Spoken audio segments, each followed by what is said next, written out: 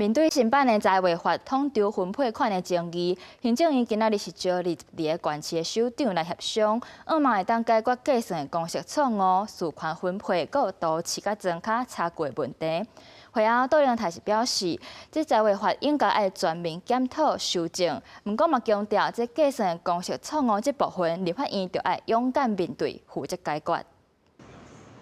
带来规工，全台湾22个县市首长来到行政院，针对新版的财违法争议，做伙参详解决方案。因那进前才带10个月南北县市首长表达立场的地中市长罗秀燕，会中指出，一定要抢救变少的统筹分配税款。我希望能够获得圆满的解决，把我们至少被砍的250亿能够抢救回来，而不是白跑一趟。我很希望中央能够清楚地说明并且确认。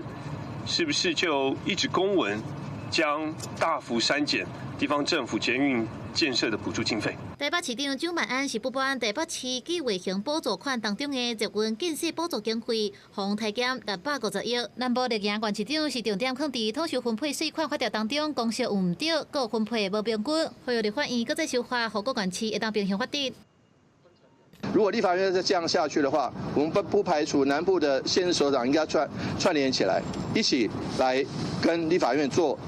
最沉重的抗议跟争取。那今天来，我好不容易也碰到蒋市长，那也碰到其他县市的这个市长，那我真的要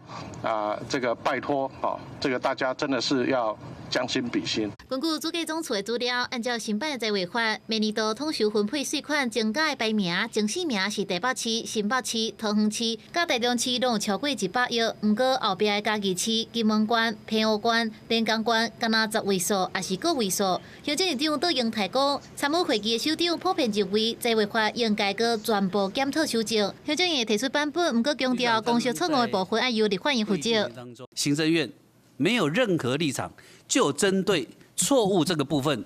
我们做任何的动作，唯有的立法院要对他自己造成的错误向国人负责。那行政院未来提出全盘的新的再修正财罚法的时候，必须达到均衡台湾的目的，这样来做设算。杜永泰表示，未来修法一定爱符合平行城乡原则，也一定会甲各县市好好讨论了后达成共识，安尼才会当定出一套久长的计策。公司新闻采访报道。